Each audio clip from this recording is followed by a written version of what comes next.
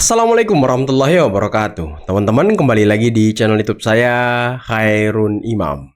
Gimana nih kabar kalian? Semoga kita semua selalu diberi kesehatan, kemudahan, dan juga limpahan rezeki dari Yang Maha Kuasa.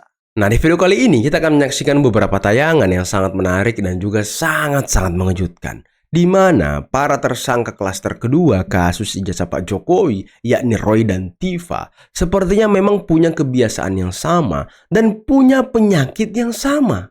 Mungkin kalian masih ingat beberapa waktu lalu ketika di Polda Metro Jaya, Tifa saat konferensi pers sempat menyatakan bahwa dia melakukan penelitian terhadap ijazah Pak Jokowi atas perintah dari Allah. Waduh. Dan ternyata hal ini diikuti oleh Roy Suryo.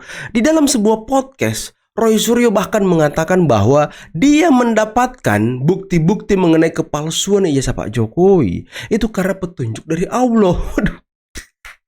Kok orang-orang ini suka bawa-bawa agama, bahkan suka bawa-bawa Tuhan agar orang bisa percaya dengan dia. Ini bahaya, teman-teman.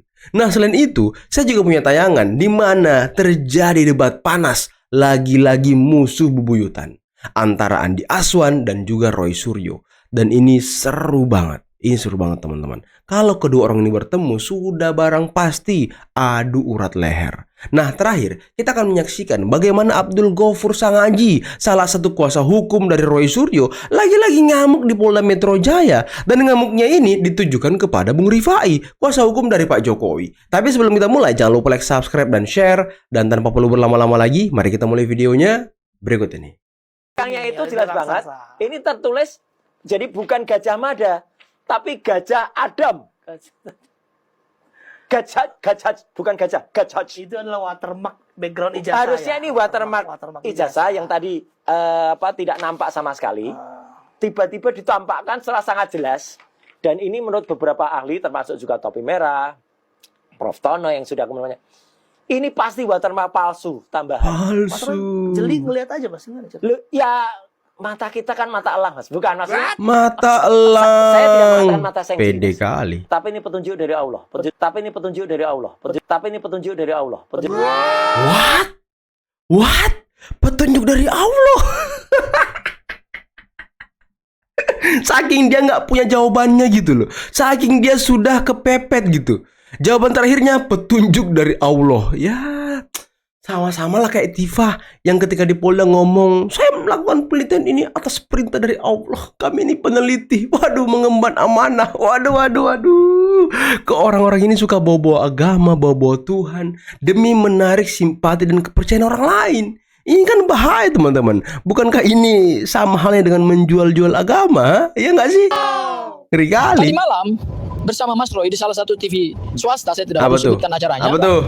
Ada pengacara Pak Jokowi mengatakan bahwa melampaui batas waktu 14 hari itu hal biasa, praktek lama.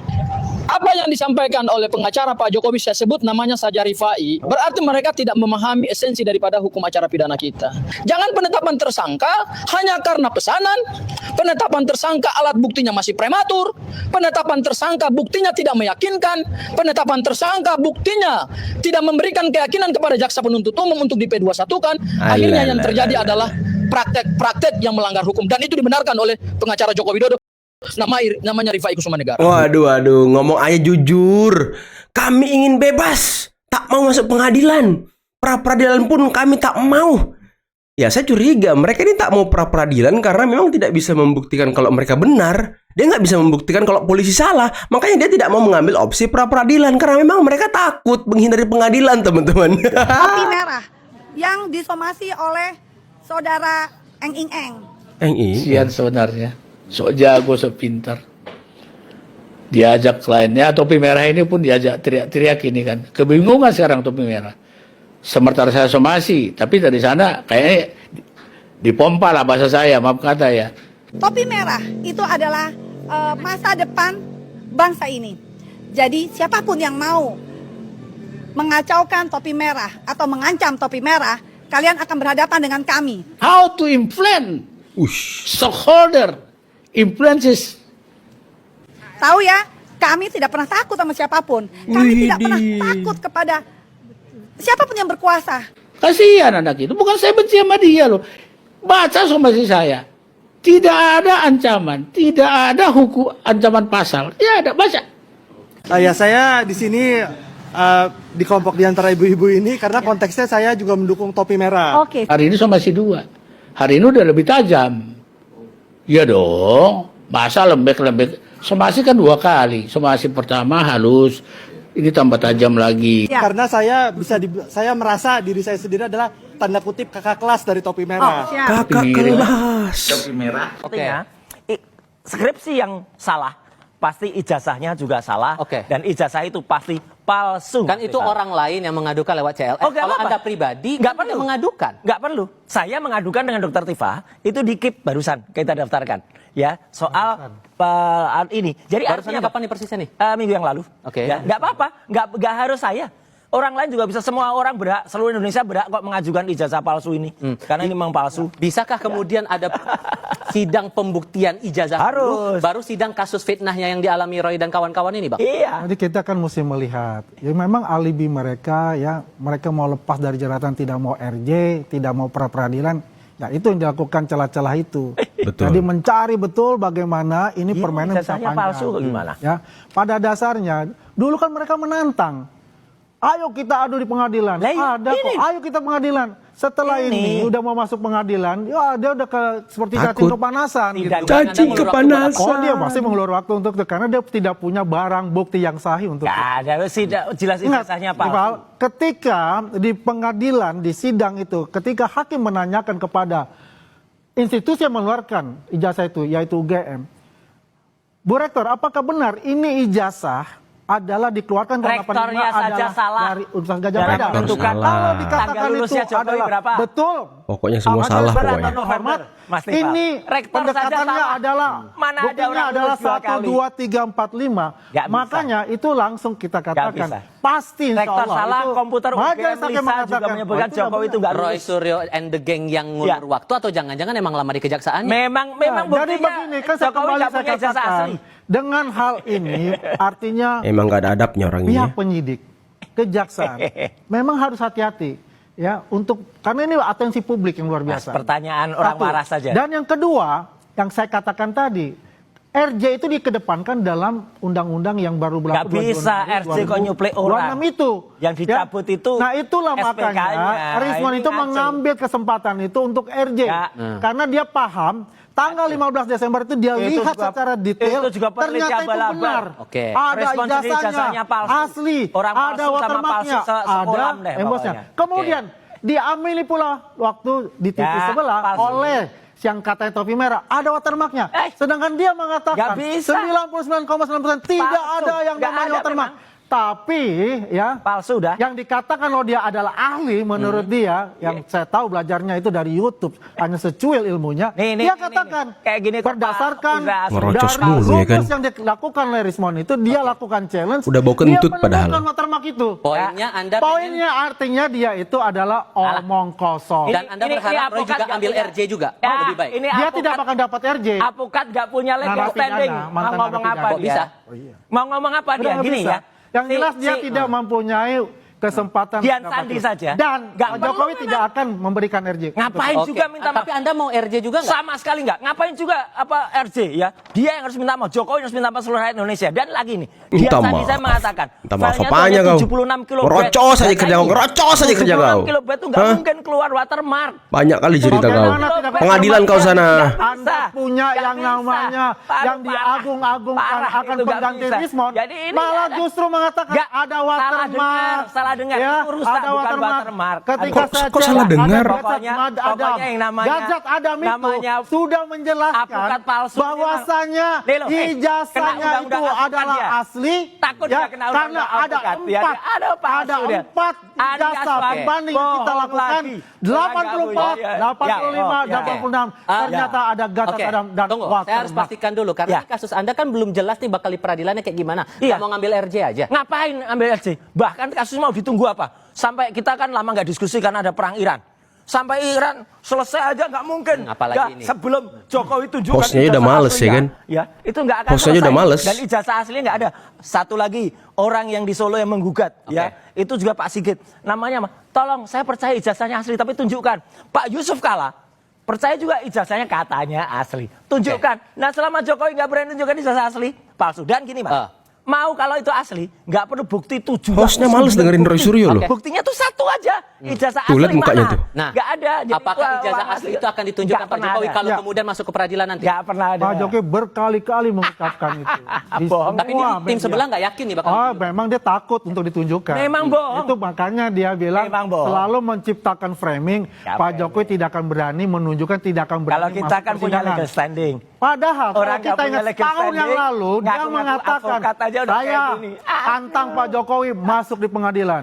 Ketika Pak Jokowi ya melaporkan dan itu enggak siap aja. masuk pengadilan, Pengadilan dia itu. langsung berubah skenario. Jokowi itu nggak pernah sekalipun datang bikin di buku sidang. untuk itu. Sudah ada 8 Tapi sidang, kan kita hampir lihat 10 sidang. dalam Nggak buku pernah hadir. itu Jokowi Risman pengecut. lah yang tahu betul Pengecut mengenai dia. namanya Nggak data pernah hadir di forensik. sidang. Sekarang Gimana? buku itu udah buku sampah karena Risman Ada. sudah keluar dari situ. Risman Karena lagi. dia adalah Risman yang tuh utama bohong. sebagai penyelidik Risman tuh ijazahnya palsu. peneliti untuk pada saat itu. Ada, Terlepas Risman tuh ijazahnya dari ijazah palsu. dia ya. Sudah ada yang juga jelas apa yang gugatan dilakukan dari itu TNI. 49 halaman yang dibuat palsu. itu hanyalah Apalagi cerita ngerocos pendek emang saja. manusia Ada ini. keyakinan bahwa ijazah itu akan ditunjukkan, Mas. Bohong. Orang ini sudah berkali-kali bohong. SMK bohong, ijazah bohong. Bagaimana apapun bohong? Ada ketakutan. Udah bohong. Kita lihat semua. kok. Pak Jadi Jokowi sudah artinya mengatakan apa? Bohong. diminta Tidak oleh bohong. Ya. Pak Hakim. Bang, saya mau nanya, kan ini semua berawal dari penelitian mereka. Pertama mereka meragukan ijazah Pak Jokowi itu asli atau bukan berdasarkan postingan Sandi Purnama kan. Iya. Kemudian mereka melakukan penelitian. Nah, dalam perspektif hukum Bang, penelitian yang sah itu seperti apa? Dan kalau di-convert ke penelitian Roy dan kawan-kawan ini sah apa enggak? Ya gini, kalau kita ngomong penelitian, bicara ijazah, ini kan cuma satu, ijazah itu palsu atau asli. Ya. Kan itu poinnya. Kalau ngomong bicara ijazah ya, ijazah ini asli dan palsu. Tandanya di sini diduga ada palsu. Diduga kan, masih ada duga. Kalau diduga palsu, tandanya ada pembanding pemalsuan. Nah sekarang yang pertanyaannya adalah, kan orang yang mengeluarkan ijazah ini siapa? Kayak semacam kita punya BPKB nih. Ya. Ada 2 BPKB mobil, satu asli, satu palsu. Diduga lah memakai BPKB palsu. BPKB yang palsunya menjadi pembanding kan. Kita bisa tahu bahwa ini asli, bahwa ini yang palsu. Kan begitu. Nah, yang bisa mengeluarkan statement asli dan palsu tentunya yang mengeluarkan kan, Direktorat Kepolisian tentunya ya. Kalau dalam hal ini kan, polisi ngasih tahu nih, dilihatlah pakai screen. Oh, ini palsu nih. Yang ini yang palsu. Sama dengan proses di UGM. UGM ngelihat ijazah Pak Jokowi, kita sama-sama paham. Sudah dipublish juga bahwa ini ijazah ini benar-benar asli. Produk dia dan Betul. dikeluarkan oleh dia. Lalu apalagi yang menjadi poin penting sehingga ijazah ini menjadi tidak asli menurut pandangan atau penelitian yang sesat ini gitu loh. Penelitian yang penelitian sesat. Kenapa sesat Bang? Karena sudah jelas yang mengeluarkan menyatakan ini asli, dia bilang Palsu. ini menurut penelitian dia ini palsu. Kan cuma ada 2 persepsi, bahwa ini asli atau ini palsu. Itu aja persepsinya. Kalau ini asli, yang palsu yang mana kan gitu. Kalau dia bisa menyatakan itu asli, itu palsu, buktikan mana yang Aslinya. palsu. Yang palsu dong. Yang palsu. Bukan fotokopi, Oh. bukan scanan. Karena fotokopi itu pasti dari asli. Iya. Kalau begitu mana aslinya ditanyain. Harus ada pembanding. Jadi Sampai gegabah detik mereka ini, sesat sampai ini detik pun. ini yang dia omongin tuh omong kosong semua. Omong kosong semua. Apa yang mau dibahas kalau omong kosong? Jadi sebenarnya kita ini ngebahas hal-hal yang nggak perlu sebenarnya dibahas.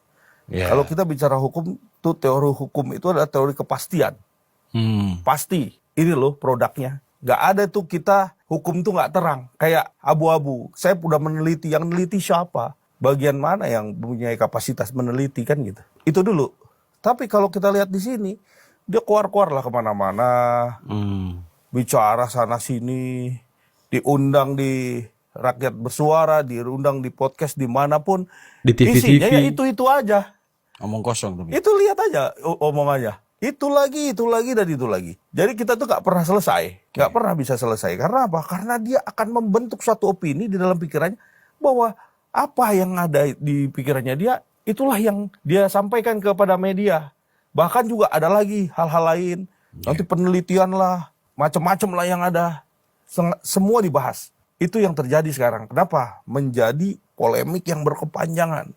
sehingga ini nggak terpecahkan kan gitu. Cuman satu intinya, selama dia tidak diproses proses hukum yang mempunyai produk hukum di akhir, dia nggak akan selesai. Nah, itu yang terjadi sekarang.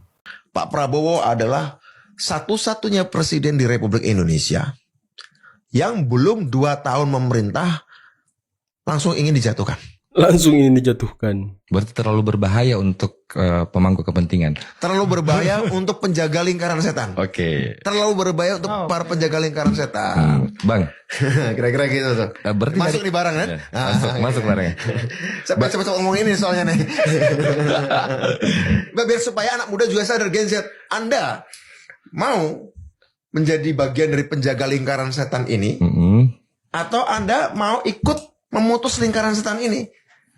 Take it or leave it. Dah. Oke. To be or not to be, Anda menjadi bagian dari penjaga lingkaran setan ini atau menjadi bagian dari yang akan menerabas lingkaran setan ini. Aduh, jujur nih teman-teman ya, saya tuh sudah di level muak, kesal ngelihat Roy Suryo ini kalau ngomong di TV, ngomong di podcast-podcast, sudah kesel, udah muak loh.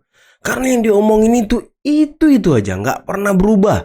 Mulai dari skripsi, mulai dari watermark, mulai dari kok mereka ini ya tahan banget gitu. Hostnya aja tadi saat di Kompas itu sudah kesel, sudah muak sama Roy Suryo. Orang lagi bicara dia ngerocos, orang lagi menjelaskan dia ngerocos. Ini kan orang ini tidak punya adab sama sekali. Katanya bergelar bangsawan, tapi kok begitu kelakuannya? Ini kan apa teman-teman ya? Aduh. Coba kalian komen di bawah. Kira-kira kalau kalian ketemu dengan Roy Suryo, kalian pengen ngapain teman-teman? Nah, kalian pengen ngapain? Aku pengen lihat jawaban kalian di kolom komentar ya. Jadi silahkan komentar. Kalau ketemu Roy Suryo, kalian pengen ngapain?